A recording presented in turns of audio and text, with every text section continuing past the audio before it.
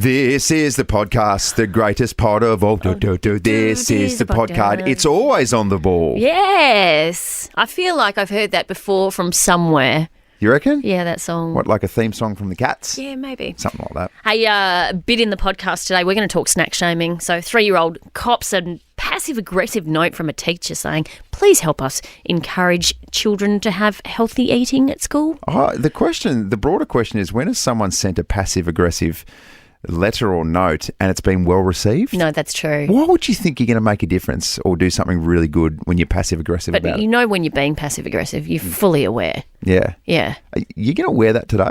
By the way, side note, are you actually going to wear that today? Oh, wow. See? Wowee. How could that possibly be constructive? Oh, the beautiful big man Fitzy joined us as well with his footy tips. What a gorgeous conversation. Yeah, he's a bit flawless. Oh, Yeah. Fitzy. Yeah. We look forward to chatting to him each and every week. And the diary had a red-hot crack at your abilities in the bedroom this week, didn't it? Yeah, I thought, do you know what? Each and every week, it's very therapeutic for you, which is fantastic as long as you're feeling good about things.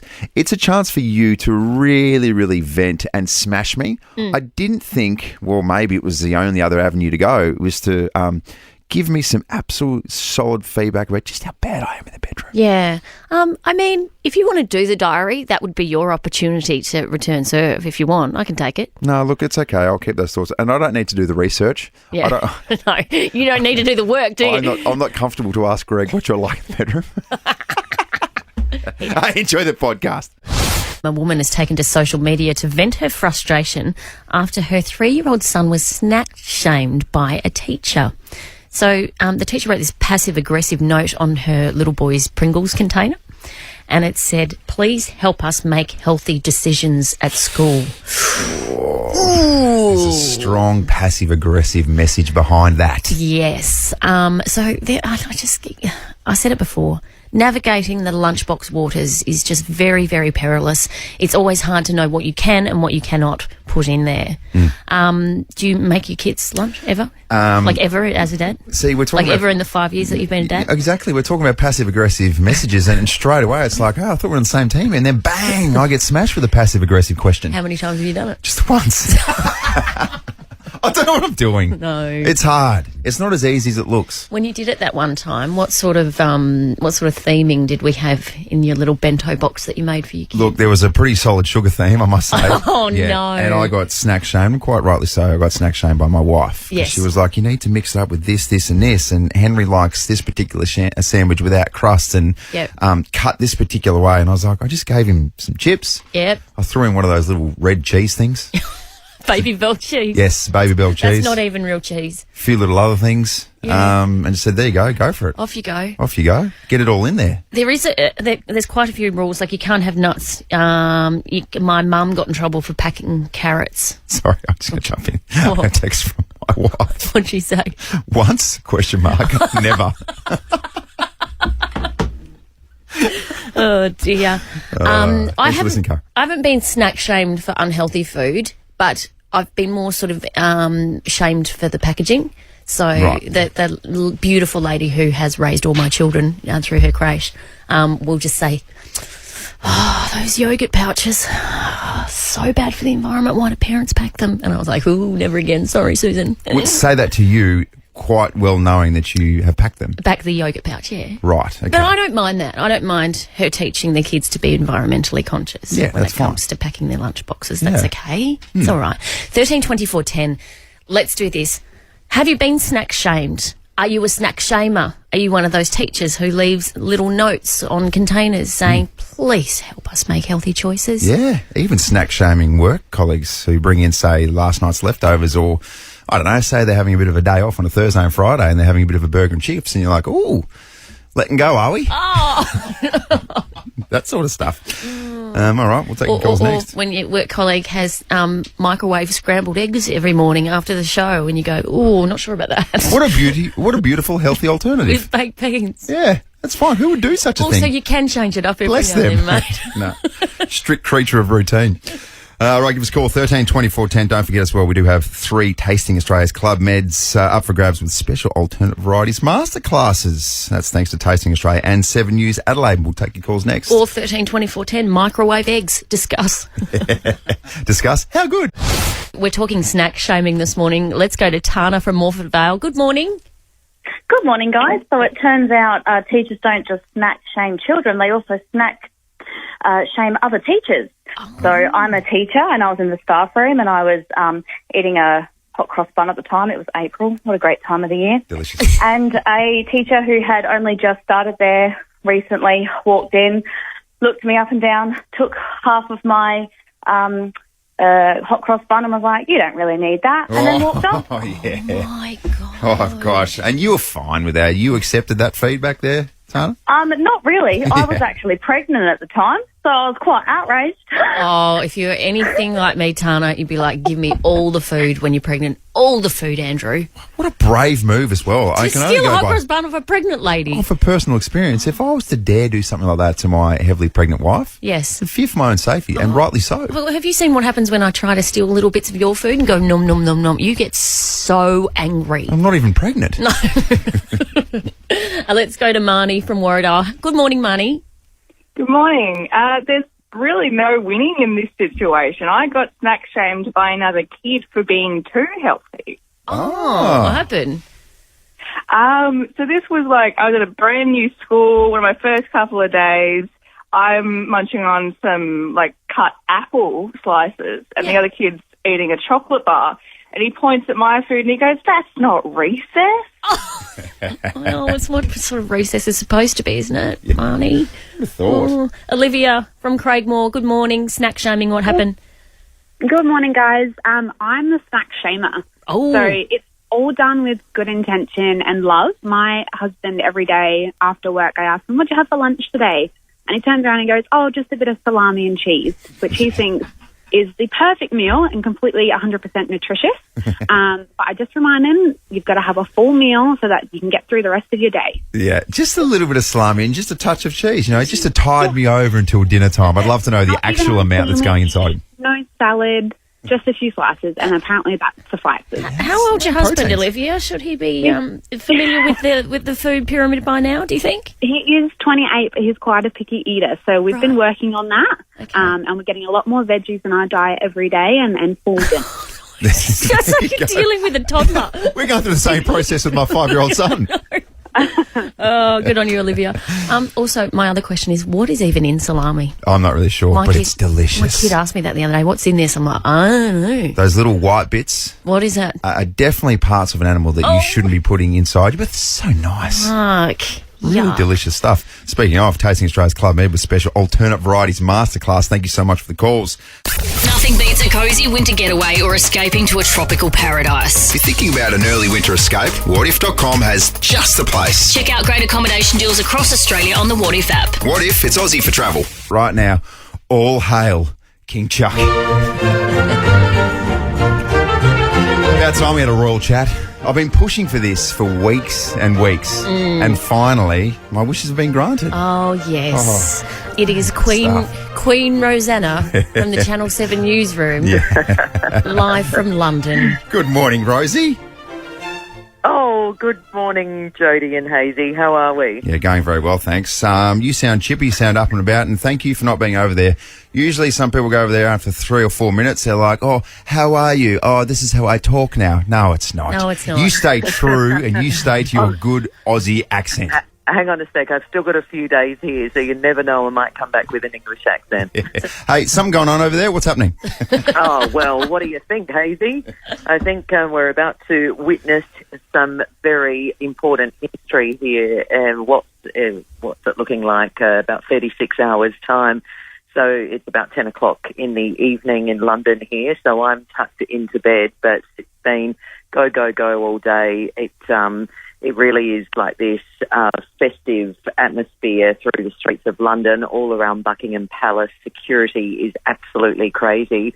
All getting ready to watch the King's Corronation on Saturday. So it's incredibly exciting. And like I say, apparently a report came out today, 75% surge in the number of tourists in London. So can you imagine how massively busy it is at the moment? It's amazing how many people have come here from all over the world to witness this.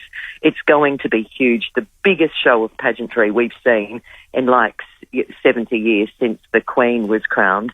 So it's very exciting. And initially when I first got here, I felt like there wasn't a lot going on, but just in the last couple of days especially, flags have gone up, posters. Prince William and Kate actually did a little beer pouring today, but what I meant to say is King Charles, his face is absolutely everywhere. So it's going to be a massive day. So, Rosie, let's get to the juicy gossip here. So Harry's going, but Meghan's not. Is that right? Classic. That's right. Classic. So this was reported some weeks ago. So everyone's on edge waiting for Harry to arrive. So he hasn't arrived yet. He wasn't part of the rehearsal, which was held yesterday. And yes, Meghan is staying back because it's Archie's birthday. So a little controversial there, but that's all the goss I have at the moment. Of course, it's put a few noses out of joint, but I think that's been happening for the last 12 months or more, to be honest. And so let's talk entertainment. Katy Perry is obviously performing. Who else will be on stage? Oh, okay, so this is the day after the coronation. This is the coronation concert, which will be held at Windsor Castle. Right. That's going to be a huge day as well. So we've got Lionel Richie, Katy Perry, Take That, Andrea Bocelli as well, but William will hop on stage, Prince William, and he'll deliver a heartfelt speech apparently. Have you seen pictures of the stage? It's reportedly Britain's biggest ever stage. Like, it is like nothing I've ever seen. So it's like 95 metres wide, 25 metres tall, in the shape of a Union Jack, with, of course, a crown on top. So it's going to be a pretty spectacular sight. Rosie, have the best time over there, and thank you so much for having a chat with us this morning. Not at all. Thank you for having me, and I, like I say, look forward to bringing this historic occasion to South Australians on Saturday. You're right. You're right. In there. The biggest breaking story this town has ever seen. This is huge. Just not valuable info. This is so juicy. Jodies Juice. Let's do this. Ed Sheeran has triumphed in a US court case where he was accused of ripping off one of Marvin Gaye's biggest hits. So he threatened to quit music if he lost the legal battle, if it didn't go this way. So let's play the two songs. Yep, okay. Ed Sheeran first? Yep. So honey, now take me into your loving arms. He's sitting there going, wait, how could this possibly be related to anything? Kiss me under the light of 1,000 stars. All right. Let's compare it to Marvin Gaye's Let's Get It On. Let's get it on. Ooh, take me let's get it on, baby. This minute. Oh, jeez, he's going to get away with that, surely. Like, come on. Well, he came out and he said he was like, I just cannot believe that can even make a court. Like, how does that even make it that far? Calm down, Marvin. You're a musician. There's got to be only a finite amount of chords in the world and the way that you can put them together. Am I right? I've always thought this. Like, there's only so many chord progressions that you can use. Yeah. And some pretty basic ones. Surely some songs are bound to overlap. Yes. Or be influenced by each other. Just trying to give some stick to Marvin Gaye, but, man, he passed away in 1984. Oh, right. Probably don't then. Not going to do that. Taylor Swift has reportedly found herself another London boy following her split from Joe Alwyn. So she's now rumoured to be dating the 1975 frontman Maddie Healy. I reckon they were just here. 1975, yeah. I think they just played the Entertainment Centre, didn't they? Sources claim... Sources. You bring straight from the Daily Mail. Barbecue or tomato? They claim... That's genuinely the sources that the Daily Mail use sometimes. Yeah. What did that sauce bottle have to say about Taylor Swift and her new relationship? Well, a friend of the couple. Who's a friend at that sauce bottle over there? Yes, exactly. The source says they're madly in love, despite only dating for less than 2 months. Oh, of course. Yeah, makes sense, doesn't it? Thank you, barbecue sauce. Sources say. What about this story? This has blown my mind. A man turned up to TV star Sophie Monk's house holding a single rose, claiming he was duped. He claims he was duped by an online scammer into believing he was in a relationship with the Love Island host. What? So he got catfished, basically. Yeah. And so he's rocked up to her house, and now there's a restraining order on him. And he said, "I feel like such an idiot, but I thought we were in a relationship." What did he think was going to happen from there? No, sorry. Oh, it's locked in. Sorry, Sophie. Oh, no. But a bit scary for Sophie. Just to have this random dude on your front porch with a rose. Oh, don't you my reckon? gosh. Hey, Heidi Klum, I had a dream about you the other night and it seemed pretty real, so I guess this is a thing now. Hey, Giselle, I had a dream. I thought we were in a relationship, so are we? Hey, Tom Wren, I had a dream about What about this story that emerged late yesterday afternoon? So Australia's health regulator has launched an investigation after an unregistered male doctor worked for 6 days at a hospital in the emergency department at Port Augusta. So this doctor, trained overseas, was registered in Australia in the past but has faced disciplinary action. So he's currently unregistered. This is Dr. Robin Lawrence from SA Health yesterday. Doctor, what's wrong? Don't you know where to make the incision? All right, Nick. Don't panic. Now I'm supposed to cut something, but what? And where? Hey! The incision in the coronary artery must be made below the blockage! Below! Thanks, little girl! That's Dr. Nick. That's not He's such a phony doctor. Okay, here's Dr. Robin Lawrence. Thank you. The referral to AHPRA is on the basis that an unregistered doctor appears to have portrayed himself as a doctor, and that's illegal under the national law. He has received an access card, we believe, to enter the facility. I can't explain how he found that card. Yeah, just faking it on the job. And I want to make this point.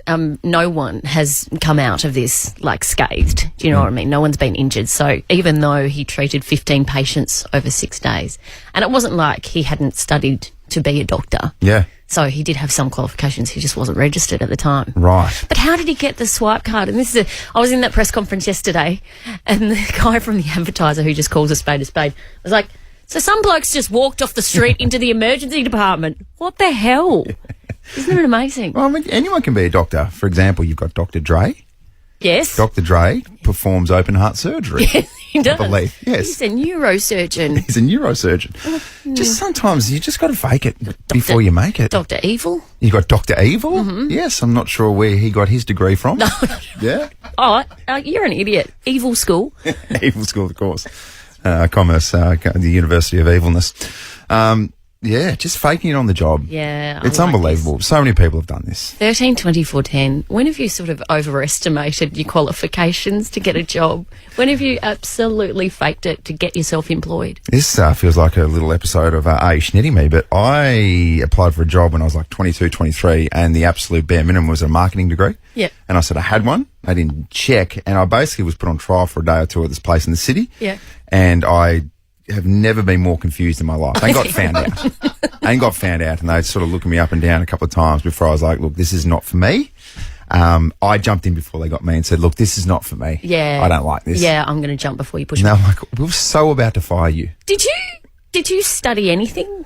Yeah. Like after year 12? What did you study? Beer. I studied football. Yeah. It didn't quite work out for me. 13, 24, 10. Have you ever faked it to get a job? All right. Cool. It's a good question. How the hell did I get this job right now? I ask myself that every single day. Pushing these buttons. Yeah. This one will do. Jodie and Hayesy. To Nick Riviera. Thank you, Toy. Hi, everybody. Phony doctors, hello. Hello. Yeah, so basically at the Port Augusta Hospital, over the last week or so, there was a doctor who worked for about 6 days who's not a real registered doctor. So it happens. Has been all the time, particularly in South Australia. No, it doesn't. I hope it doesn't. Just one of the most intriguing things about this story is that, we don't know how he got the swipe card. Don't you? It's impressive. We just dish those out in the street, do we? Oh. Like coupons. Here you go. You have a swipe card. I worked here for a good month before I was given a swipe card. I was like, how does that even work? Yeah, I think they just wanted to test to see how you were going to go. Solid initiation, wasn't it? Yeah, it really was. So 13, 24, 10. Have you faked it to get a job? Emma from Greenacres, good morning. Morning. Okay, when did you fake it? So I was a teenager, just per preference. I was trying to get my first job as a swim teacher, and I couldn't really properly swim. So, like, teaching little kids how to float and turn over, but you put me in the deep end, I could doggy paddle, but I don't think I could even do freestyle or anything. That I couldn't do anything. So I take it. You just love that. Hey, Emma, can we stop doing doggy paddle and try some freestyle? No, doggy paddle's fine. No, we're just learning to survive, kids. That's all. Yeah, that's good. Beautiful work. Managed to pass. Kids are in very good hands too. Yep. That's the future. That's Emma. the future right there. Yeah. That's how we have so many Olympic gold medalists. All right. What's his name? Let's go to Elizabeth. Is this Gwyn? Gwyneth? Hello. Hello. Hi. Good morning. Good morning. Good morning. What was your name, sorry? My name's Glynis. Oh, Glynis. Glynis. Okay. Oh, Very good vastly morning. different to what's on our screen. How are you? Good. When did you fake it?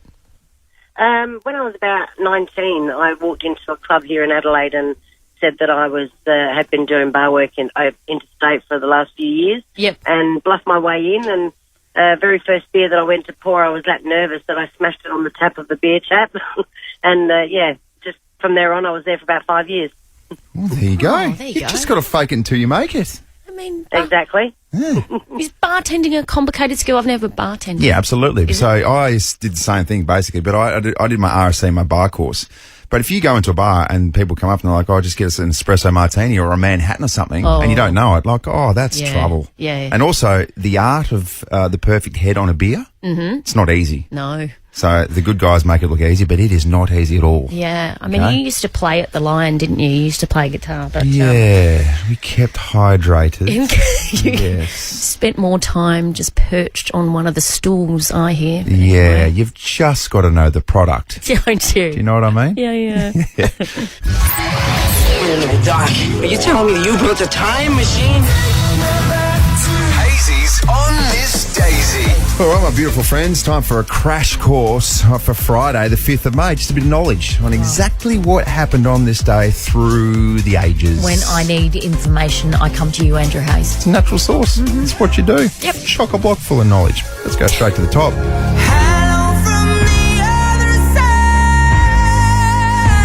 Does that give you shivers?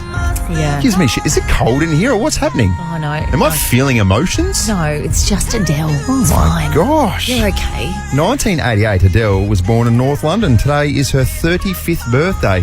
She's 35. Oh, my God. Oh, my Look God. at what she's achieved. That's just I ridiculous. hate her. Oh. Given what she's achieved in such a long period of time, I thought she was about 106. 35. Yep. Just ridiculous stuff. 1921, Chanel No. 5, created by French fashion designer Coco Chanel with chemist Ernest Bierks. How do you say that? Not right. No? Whatever it was, it's not right. So you don't know? No. No? Well, I guess it won't be known. It went on sale, though. Yeah, good stuff. 1997, Married with Children, the final episode aired on Fox TV. Sweetie, is this your little cactus? Uh-huh. Any particular reason you put it where the alarm clock used to be? I think we can all safely establish that Al Bundy was a bit of a pig. Oh, massive sexist pig. Yeah, and Peg deserved better. Yes, she did. And She's also doing her best. Also, his daughter deserved better. Yeah. Who he used to patronise. Oh, hated it. And Peg was a bit of a fox. Am I right? It's not what we're doing. 2018, Childish Gambino releases the music video to the new single This Is America to worldwide acclaim. This is America. Controversial. There was a lot happening in that video clip and the message that it was sending. It opened up so many eyes. Childish Gambino? Yes. Who are they? Oh, my gosh. Oh, okay. Oh, wow. I'm so sorry. You heard I'm Calvin so Harris? Yeah. Calvin Harris ring any bells? Yep. What's he do?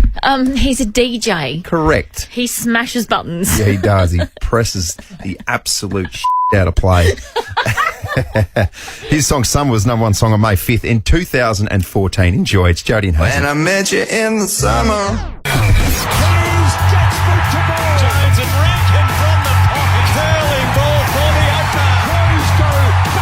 Fitzy's Weekend Footy Tips with Jodie and Hayesy. Yes, there he is. Fitzy's in the house. Kind of. We've got him via the phone this time. Just mixing it up a little bit, Fitzy. Just mixing it up. Yeah, we're trying to get the text onto it here for the third week in a row. But we will You know, we're just a start-up company here, but we'll get it right one week, that's for sure. Yeah, it's fine. Just like the opposition to footy side, you just got to keep them guessing so they don't know what's coming. Exactly right. You guys fired up for the coronation? How exciting. Oh my God. How are you going to get to sleep? Oh, about as much fun as watching Sky Show back in the day, I reckon. It's pretty boring for me. Yeah. But, yeah, no, I'm not really into it tomorrow night. And you know what? The footy's on as well. How can you, watch the coronation when the footy's going on tomorrow night? You're not even going to flick over, Fitzy? Just have a quick look? Well, you know what? Ed Sheeran pulled out, Adele pulled out, Harry Styles didn't want to perform. They ended up with Katy Perry. Yeah. And Lionel Richie, he'd be interesting. Dancing on the Ceiling would be good, Joe. Yeah, it wouldn't be too bad. I'm just watching it on the TV now going, how much is this all costing? Yeah, it would cost an absolute fortune. We've never seen one in our lifetime, so I suppose I am interested to see what they actually do, but yeah, there'll be a lot of tradition, a lot of boring stuff. So I might have just a quick flick. Yeah, quick flick. I'm going to keep it on the Blues and Lions, thanks. Very cool, Hayesy. Hey, Fitzy, let's talk footy and let's talk locally. So the Crows playing the Cats at Cardinia Park. This is a mountain of a task. It is, but it's a great challenge for the boys. I'm really excited about this. I mean, they're in some good form. Obviously, our goal kicking was a bit off last week, and everyone wants to beat Geelong down there. It's going to be a really tough task, and I think when I'm tipping today, I've got to tip with my head today and not my heart. But for all these young guys, what a great challenge for them to go down to Geelong and see if they can get over the line. And I want to know your reaction last week when they went down by a couple of points. I think, what would Fitzy look like right now, just having just suffered that really horrible, heartbreaking loss? There was a moment where my wife had to grab me and said, "Look, you're overreacting here. You need to settle down." And that's as I was dousing the back shed with unleaded and about to light it up. But you know what? It was an amazing effort. You got to look at the positives. I think you need to take a deep breath, sleep on it, look at the positives. And the boys own that game. They should have won the game. They deserved to win the game. It was just our goal kicking once again, and that will come back at some stage. So that's good news. Your boys, do they get very emotional when they watch the Crows as well? I'm not joking. There was full-on tears last week. Oh. And you know the worst thing about it, Jode, you laugh about this because you'd be this type of mum as well. BJ, my wife, got her phone out and started recording us with 30 seconds to go on the clock. Oh, no. And then when we lost, my eldest Huey blamed Mum for filming us, blamed the loss on Mum for filming us at the end. So she had to delete the vision straight away so no one could see it, and then she was blamed for the rest of the day. Oh, that's outstanding. I love it as well. I can picture it as well, BJ. Ryan, I think you're overreacting a little bit as Fitzy's dancing around with a jerry can, painting the house with petrol. Mate, Port Adelaide taking on Essendon. It's been a good month for the Power. Yeah, they're playing really good footy, and like I said, they've just been these wins. They've been having to grind it out, Hayesy. It's not like it's been easy for them, and the most promising thing about that, these close games, they seem to be getting over the line. That is a really good thing to be getting accustomed to, and Port Adelaide, I think I'm picking them to make the 8. I'm actually picking Adelaide to be on the fringe, but they're playing some really good footy at the moment. Very nice. So Port to get up on Sunday. Port to get up, yeah. I'm back in Port against the Bombers. I think the Bombers will come off a little bit now, and Port Adelaide, even though they've still got some injuries, they're playing some great footy. Very nice news for Power supporters there. Hey, Fitzy, before we let you go, we've got a couple of questions for you. Firstly, a little story that emerged on the project last night. Have you or your wife, BJ, have you guys been involved in any food shaming via your kids or vice versa? There was a 3-year-old who the teacher wrote on his Pringles cup, please help us encourage healthy eating at school. Snack shaming. Right, snack shaming. Gotcha, because we do it with our youngest, Lenny. We've been begging the teacher because he hates reading. So, and he hasn't found a book yet, Jode, that he has fallen in love with. Right. So we've been throwing Goosebumps in front of him, my favourite book, Grug, all that kind of stuff. And he's just not embracing it yet. So we've been asking the teacher, can you please find him a book so it doesn't come from us, so you get him to read. Yeah. And he still hasn't embraced it yet. We haven't done snack shaming yet, but we might that might be our next move. Yeah. Oh, well, snack bribery. Yeah, that works. Snack bribery. Well, yeah, my kids.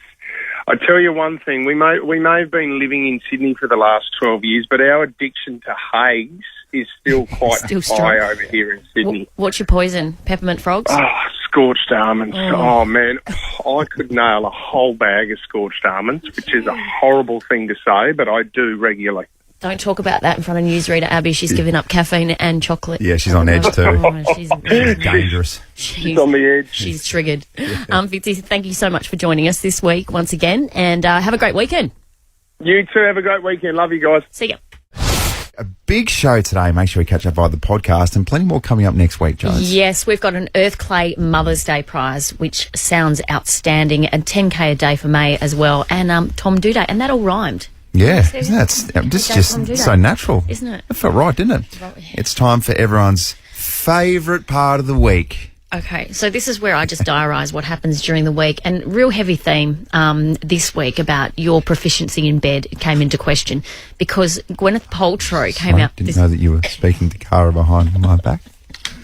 Because Gwyneth Paltrow came out this week, as we well know, and said Ben Affleck was technically excellent in bed and Brad Pitt was hot and passionate. So we just sort of begged the question, what category did you fall into? Oh my gosh, do I need to be nervous? I've heard this. Just a little bit. Okay, we'll leave you with Jodies Diary. Have a great weekend, friends. Oh boy. Jodies Diary. Dear Diary, am I right in saying I shouldn't have to come into the workplace and have my little friend Andrew accuse me of weeing in the back of an Uber? How on earth do Uber get away with charging an extra $100? I hate to tell you this for the first time on air. It feels like maybe an off-air conversation, but I think that little $100 fee was a soiling charge. Just a little soiling fee. And I don't know what sort of soiling you were doing. But that's what happens. I can tell you that's not true because I am not you. We performed the Time Warp in the Rocky Horror Show this week, and let's just say we had a lovely listener who admired more than my moves. So brave, and I didn't notice that you're a few feet behind Jodie. I just saw your little bazookas wobbling down there. So this is beautiful, honest feedback, Mia. Thank you so much. Thank you, Mia. This is the reason why I still haven't seen the video. I know, and I have to say, Mia, my girls were out to play on Friday night, weren't they?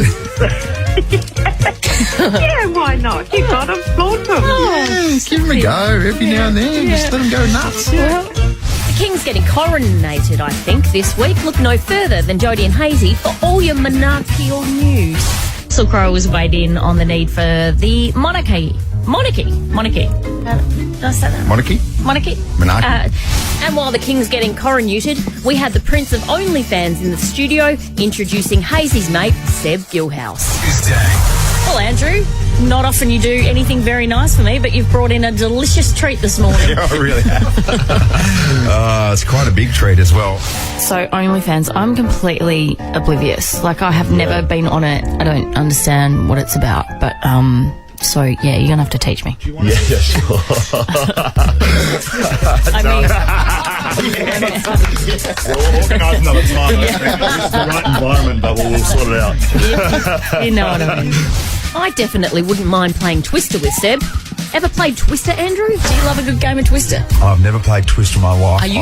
I know what it's about, but no, I've never played. Do you know what? I've never played Twister and I've never played Monopoly. Who are you? Well, you're looking at me like I just told you that I've done some sort of heinous crime. Why did your parents hurt you as a child? Don't you bring my family into this. And apparently, even if he did know how to play Twister, I doubt he'd be very good at it. What category would you put yourself in, Andrew? No, I don't want to say short and sharp because that's just painting too much of a clear picture. Technically awful. Can I say that? Yes, you can. I just really think that you wouldn't know what you were doing. Why do you get that impression? In all other aspects of your life, you're pretty clueless, so I can't imagine you'd excel. And he's not that great at pushing buttons behind his desk either. Oh, Cara, you're a lucky woman. So to Sexy Seb, But we'll sort it out. the new king, Monarchy, and the dove lover, Andrew. Why do you get that impression? He's not that great at pushing buttons behind the desk either. Have a great weekend. Love, Jodie. Adelaide's Jodie and Hayesy.